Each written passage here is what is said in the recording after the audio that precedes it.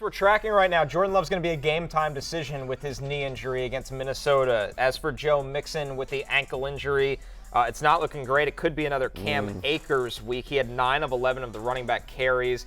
As for the rest of the Texans right now as well, Tank Dell most likely won't play. Nico Collins had a hamstring injury pop up late in the week right now. Keep an eye on this one. As we said, Tank Dell hasn't practiced, Joe Mixon hasn't practiced, Dameon Pierce hasn't practiced. I'm sure they're going to push Nico Collins. Yeah, we'll get into the Texans here for a second. By the way, Mia O'Brien, who covers the Jaguars, she does a great job. She tweeted just before we went on air that Doug Peterson says Evan Ingram doubtful to play. So we'll wait for the official injury designation later today on Friday, but doesn't feel like you can count on Evan Ingram as well. It doesn't feel like any of the Eagles guys you can count on this week as well. A.J. Brown's still not practicing. 400 targets incoming for Dallas Goedert this game. But I feel it feels like Jordan Love is on track to play. Yep. But they're calling it a game time decision, but he's been practicing. He's been practicing. I think Jordan Love plays. To me, the biggest concern here is the Texans. So I don't think we're expecting Joe Mixon. We're not expecting Dameon Pierce. It's going to be another week of Cam Akers. Tank Dell, it also seems like he hasn't practiced at all. Doesn't feel like Tank Dell's going to play. But the weird one here is Nico Collins, Jay. We never like to see this, and I know this is something you guys track in the betting world as well. Never like to see somebody who was healthy on Wednesday and then pops up on the injury report on Thursday. Yeah, definitely. You much prefer to see the Alvin Kamara route where he was with his hip and his back or something, but he practiced the next day. So it's like, all right, well, that's just kind of a vet rest type of day. Yeah. With Nico, that is a bad indicator that it is trending in that direction. Also, why was he out there when they were down 27 points at the end, getting targets in the end zone? That's from insane. Davis Mills. Yes. Well, what's the point? And now you're pulling Stroud. You're pulling Stroud. Yeah. Nico. I'm not saying Nico Collins is as important as C.J. Stroud, but he's close. alpha wide receiver. Yeah. Exactly. That's my point. He's close enough. If you're like, hey, we're worried, we don't want a dumb injury to C.J. Stroud in a game that's lost.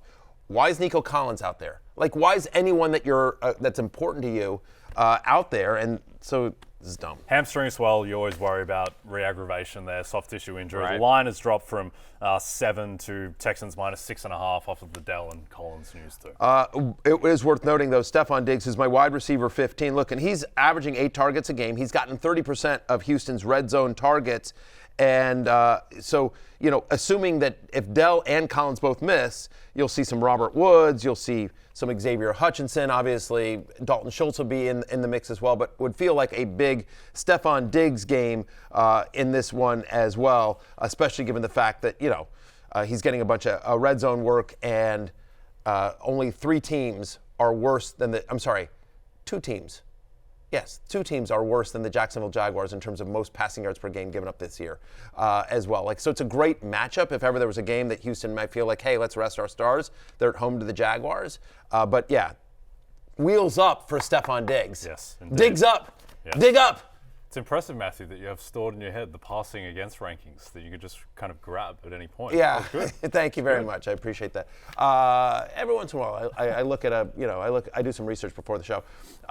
But you know what? I'm just going to go on a quick rant here. Sure, unprovoked. Yes. No, but and also we do, and also go ahead. No, our producer Damien, producer Damien and Big Show, who's our show researcher, the two of them, line us with research and stats and help us prepare. Shout out to them, because certainly for me, they make me sound smarter than I am. So I want to speak for just myself. But, it's interesting. I don't listen to a lot of other fantasy analysis. I listen to myself an hour a day. I don't need to do more. But on the drive in, I was listening to a couple of different shows that I'd been asked to check out, and so I'm listening to it. And these are shows that have an audience. I'll just leave it. I'm not going to try to specifically call one out. But one person was like, this is a question about Anthony Richardson and then they listed up a bunch of other quarterbacks, Justin Fields, Sam Darnold, whatever. And the analysis was I think I'd go with Sam Darnold because he's running hot right now. And I'm like, you got to be kidding me. No, nothing about the matchup, nothing about Darnold, nothing about Fields versus him, nothing about Richardson. Literally that was the analysis. I'd go with Darnold because he's running hot. He's been good. Seems like you know. Like you're at the roulette table. And like, you know, right, like, you know, and like, you know, Justin Jefferson. I'm like, good Lord. And then I listened to another show, and it was like similar, type of analysis on a different question as well. And I was just like,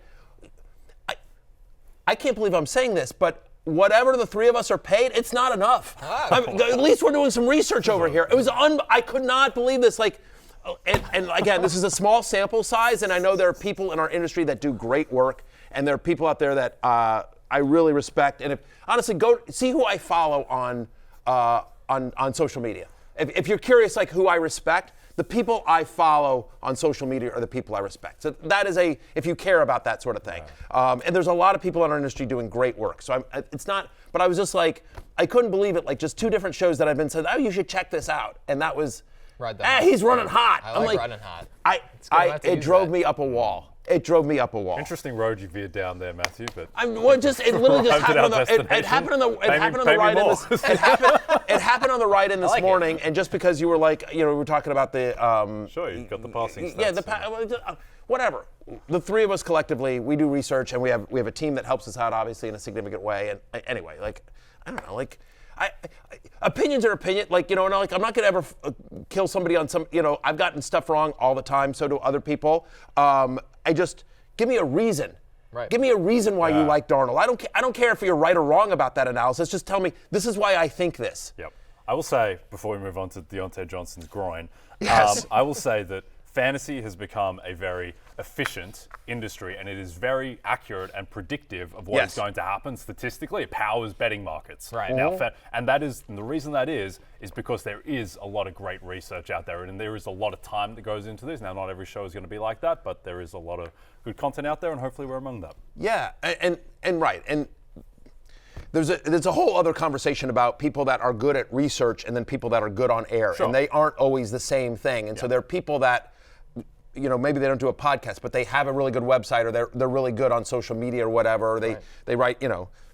Anyway, so I mean, listen, at Fantasy Life, right? I mean, Fantasy Life, we have people on the Fantasy Life staff that are really good on air, and we have people that are really good at research, and you know, so we try to put our people in the best position to succeed, right? And anyway, so whatever. I'm sorry, I didn't mean to go there, but I just like it drove me because I care about our industry, I care about fantasy football, and I just like.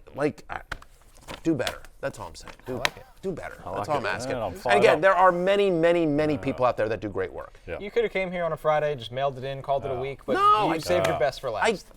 And I appreciate that. I think this is because of the way I write, and because of the way I, you know, the loose nature of like this show and just how I am. I think most people are surprised when they realize I actually give a blank. You know what I mean? Like I genuinely do. Yeah. I care about my fantasy teams. I care about the show. I care about the content. I care about the fantasy industry as a whole. It is desperately important to me, and has been for many decades. You know what I mean? Like I'm a lot of things, but I'm passionate. I am absolutely passionate. No, all right. I'm fired up now. I'm going to get in the car and drive to California and see a mini driver. Exactly. There you go. Fair enough. All right, well, nice transition to Diontae Johnson's groin. Yes. Jason, he didn't practice Thursday, which is concerning. Also very concerning. Very concerning. Yes. For some of your fantasy teams as well. Well, I have a lot of Diontae Johnson this week, and like you hate to see it because they're getting Cincinnati. It's not a great defense, as we saw on Monday night. You've got the Bengals traveling to Carolina on a short week here, and so this felt like, you know, kind of wheels up for Diontae Johnson. I had Johnson as a top 10 play. We'll see what happens today, whether it was just kind of like, hey, let's take it easy. Right. But if they're without Diontae Johnson, they're already missing Adam Thielen.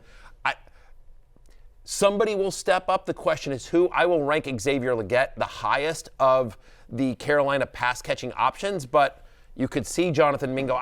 It goes from something like, well, you know Diontae Johnson's going to get like a 30% target share in a great matchup to, we'll see. You know what I mean? And Andy Dalton as a viable streamer suddenly becomes, you know, less of a sure thing. Another injury. Devontae Adams potentially could miss this week. He's dealing with a hamstring, I believe. So we'll keep an eye on Devontae Adams as well. Hey, it's Matthew Berry from NBCSports.com and RotoWorld.com. And I want to thank you so much for watching whatever it is you just watched. Or if nothing else, being too lazy to click out of the autoplay after this video started, after whatever it is you actually wanted to watch finished. But now that you're here, I'd like to take a moment here to ask you respectfully now, okay? I'm asking you respectfully to subscribe to the NFL on NBC YouTube channel. You'll get the latest Roto World fantasy news headlines, all sorts of great shows, including my own Fantasy Football Happy Hour. So go subscribe now. Again, I'm asking respectfully.